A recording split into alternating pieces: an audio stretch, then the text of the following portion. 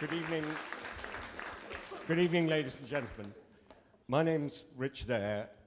A few years ago, 2 or 3 years ago, I was absurdly flattered and indecently pleased to be asked to become a fellow of the Royal Society of Literature. I'm equally indecently pleased tonight to be able to present to my fellow fellows two really remarkable actors who are going to perform excerpts from Shakespeare. I'd like to introduce Harriet Walter and Tim Piggott-Smith.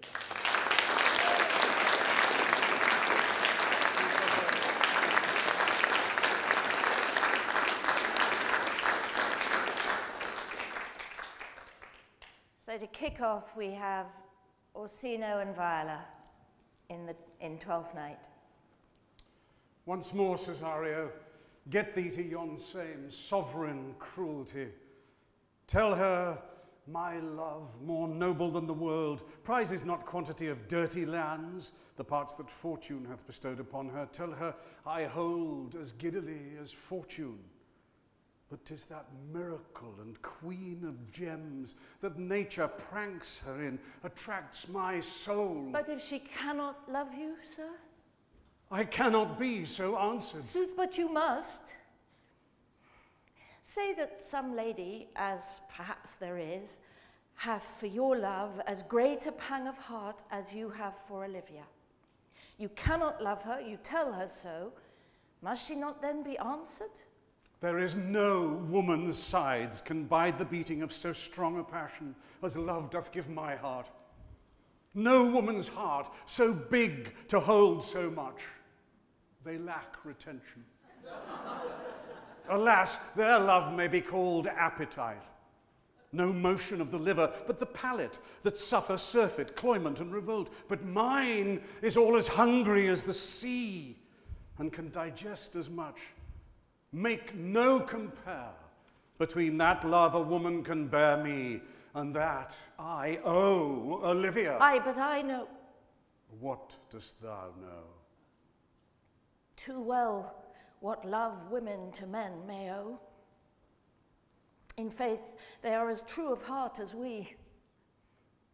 My father had a daughter, loved a man, as it might be. Perhaps were I a woman, I should your lordship. And what's her history? A blank, my lord. She never told her love, but let concealment, like a worm i' the bud, feed on her damask cheek. She pined in thought, and with a green and yellow melancholy she sat, like patience on a monument, smiling at grief. Was not this love indeed? We men may say more, swear more, but indeed our shows are more than will, for still we prove much in our vows, but little in our love. But died thy sister of her love, my boy? I'm all the daughters of my father's house, and all the brothers too, and yet I know not. Sir, shall I to this lady? Aye, that's the theme. To her in haste, give her this jewel, say, my love can give no place, bide no denay.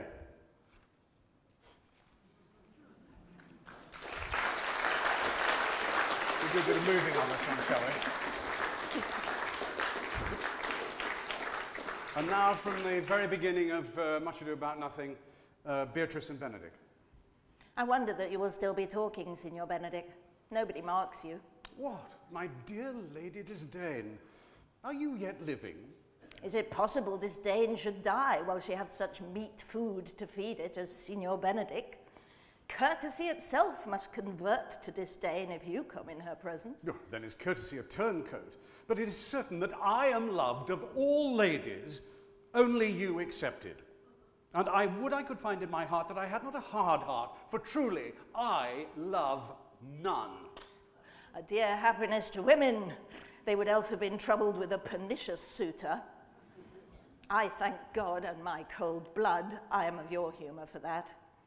I'd rather hear a dog bark at a crow than a man swear he loves me. Oh, God keep your ladyship still in that mind, so some gentleman or other shall scape a predestinate scratched face. Scratching could not make it worse, and for such a face as yours were. Oh, well, you are a rare parrot teacher. A bird of my tongue is better than a beast of yours. Sure, I would my horse had the speed of your tongue. And so good, continue. Yeah, but go your ways. Huh? God's name I have done. You always end with a jade's trick. I know you of old.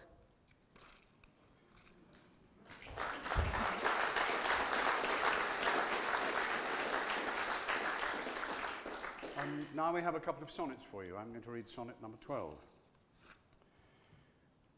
When I do count the clock that tells the time, and see the brave day sunk in hideous night, when I behold the violet past prime, and sable curls all silvered o'er with white, when lofty trees I see, barren of leaves, which erst from heat did canopy the herd, and summer's green, all girded up in sheaves, borne on the bier with white and bristly beard, then of thy beauty do I question make, that thou among the wastes of time must go, since sweets and beauties do themselves forsake, and die as fast as they see others grow.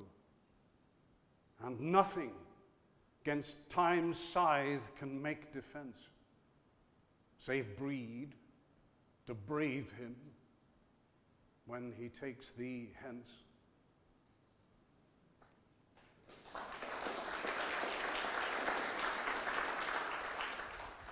And sonnet 112. Your love and pity doth the impression fill which vulgar scandal stamped upon my brow. For what care I who calls me well or ill, so you o'er green my bad, my good allow. You are my all the world, and I must strive to know my shames and praises from your tongue. None else to me, nor I to none alive, that my steeled sense or changes right or wrong. In so profound abysm I throw all care of others' voices, that my adder's sense to critic and to flatterer stopped are. Mark how with my neglect I do dispense. You are so strongly in my purpose bred, that all the world besides me thinks you're dead.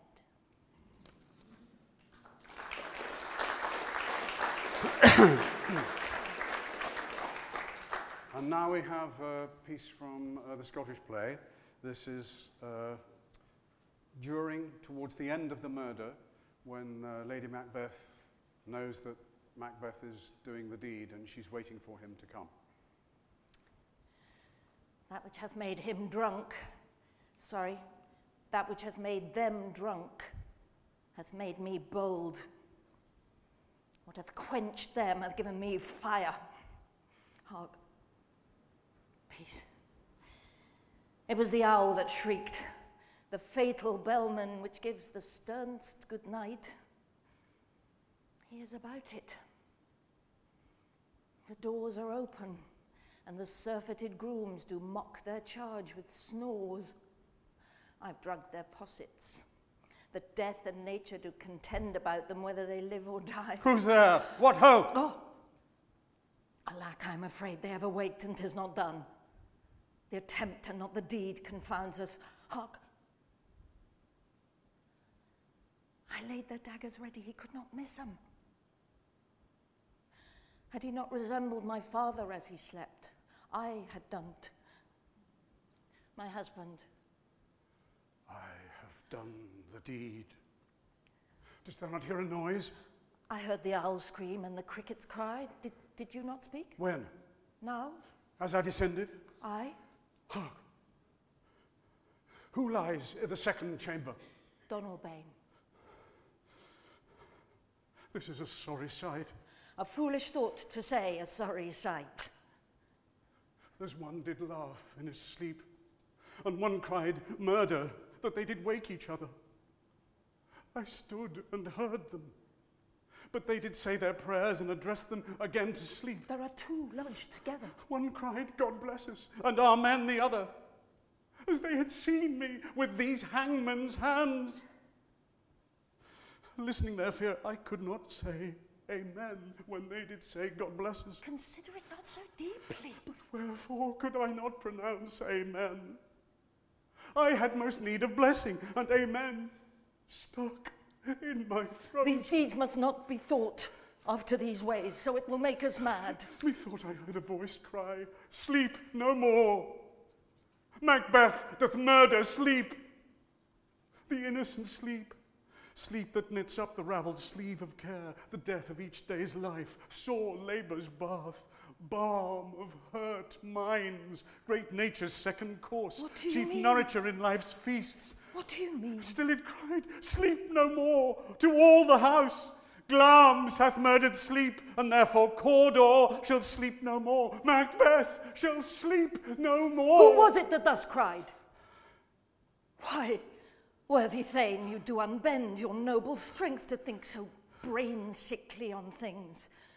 Go, get some water, and wash this filthy witness from thy hand. Why did you bring the daggers from the place? They must lie there. Go, carry them, and smear the sleepy grooms with blood.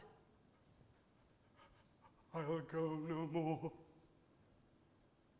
I'm afraid to think of what I've done. Look on I again, I dare not. Infirm of purpose, give me the daggers.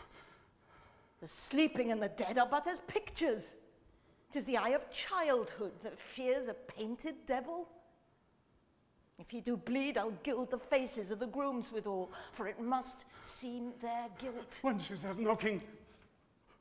How is't with me when every noise appalls me? What hands are here? Ah, they pluck out mine eyes. Will all great Neptune's ocean wash this blood clean from my hand? No, this my hand will rather the multitudinous seas incarnadine, making the green one red. My hands are of your colour, but I shame to wear a heart so white. I hear a knocking at the south entry. Retire we to our chamber. A little water clears us of this deed. How easy is it then? Your constancy hath left you unattended. Ha, more knocking. Get on your nightgown, lest occasion call us, and show us to be watchers. Be not lost so poorly in your thoughts. To know my deed, 'twere best not know myself. Wake, Duncan, with thy knocking. I would thou couldst.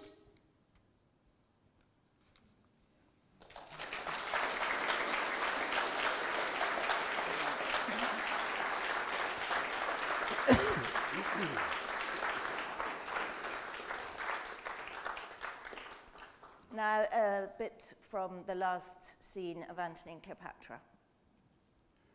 Most noble Empress, you have heard of me. I cannot tell. Assuredly you know me. No matter, sir, what I have heard or known. You laugh when boys or women tell their dreams. Is not your trick? I understand not, madam. I dreamed there was an emperor, Antony. Oh, such another sleep that I might see but such another man. If it might please ye. His face was as the heavens, and therein stuck a sun and moon, which kept their course and lighted the little O of the earth.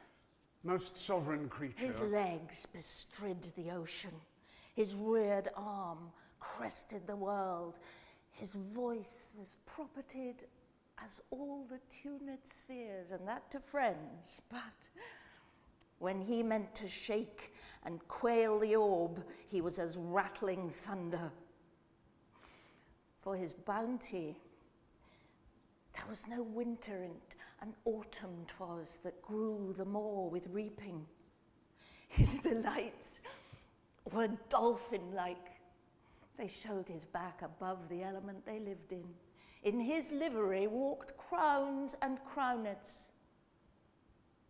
Realms and islands were as plates dropped from his pocket. Cleopatra. Think you there was, or might be, such a man as this I dreamt of? Gentle madam, no. You lie, up to the hearing of the gods. But if there be, or ever were one such, 'tis past the size of dreaming. Nature wants stuff to vie strange forms with fancy, yet to imagine an Antony were nature's peace 'gainst fancy, condemning shadows quite.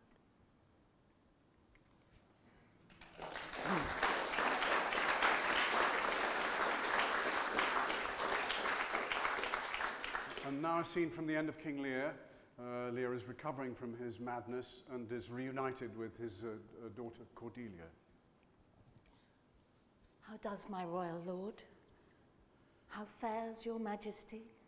You do me wrong to take me out of the grave. Thou art a soul in bliss, but I am bound upon a wheel of fire that mine own tears do scald like molten lead. Sir, do you know me? You are a spirit, I know. When did you die? Still far wide. Where have I been? Where am I? Fair daylight, I'm mightily abused. I should e'en die with pity to see another thus. I know not what to say.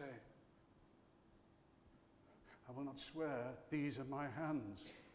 Let's see. Oh, I feel this pinprick. Would I were assured of my condition. Oh, look upon me, sir, and hold your hands in benediction o'er me. Pray do not mock me.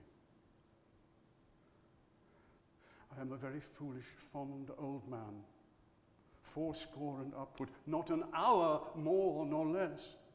And to deal plainly, I fear I am not in my perfect mind. Methinks I should know you, and know this man. Yet I am doubtful, for I am mainly ignorant what place this is, and all the skill I have remembers not these garments, nor I know not where I did lodge last night. Do not laugh at me, for as I am a man, I think this lady to be my child, Cordelia. I am. Be your tears wet? Yes, Faith, I pray weep not. If you have poison for me, I will drink it. I know you do not love me, for your sisters have, as I remember, done me wrong. You have some cause, they have not. No cause, no cause. Am I in France? In your own kingdom, sir. I pray do not abuse me. Will please your highness walk? You must bear with me. Pray you now, forget and forgive. I'm old and foolish.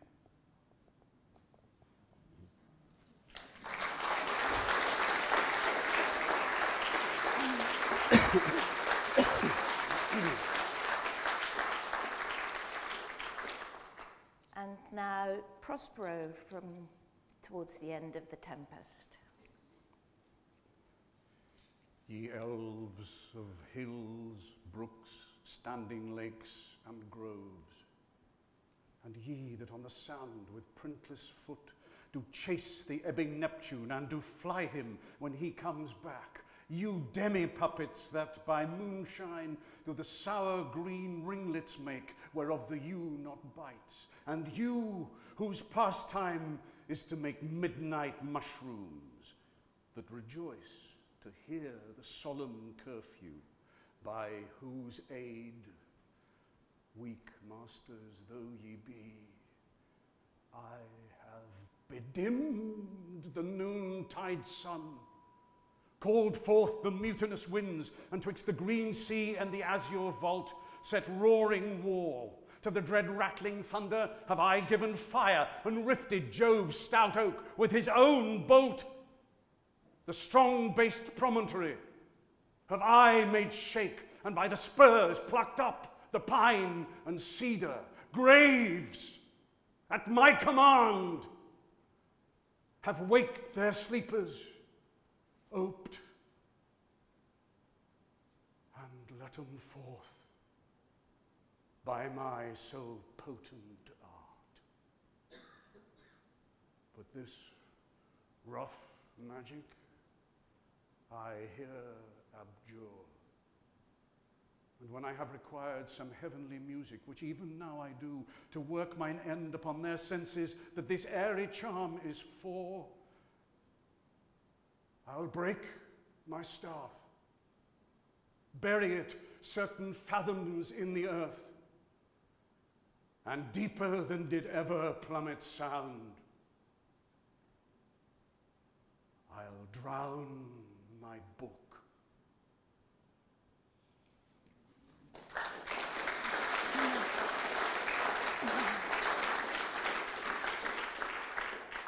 And it's been a great pleasure for me working with Harriet. I don't think we've ever actually worked together.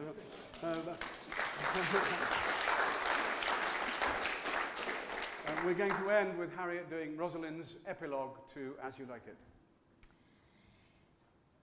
It is not the fashion to see the lady the epilogue, but it is no more unhandsome than to see the lord the prologue.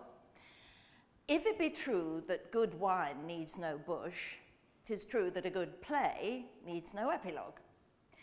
Yet, to good wine they do use good bushes, and good plays prove the better by the help of good epilogues. What a case am I in then, that I'm neither a good epilogue nor cannot insinuate with you in the behalf of a good play. I'm not furnished like a beggar, therefore to beg will not become me. My way is to conjure you, and I'll begin with the women. I charge you, O women, for the love you bear to men, to like as much of this play as please you. And I charge you, O men, for the love you bear to women, as I perceive by your simpering none of you hates them, that between you and the women the play may please. If I were a woman, I would kiss as many of you as had beards that pleased me, complexions that liked me, and breaths that I defied not. And I'm sure as many as you as have good beards or good faces or sweet breaths will, for my kind offer, when I make curtsy, bid me farewell.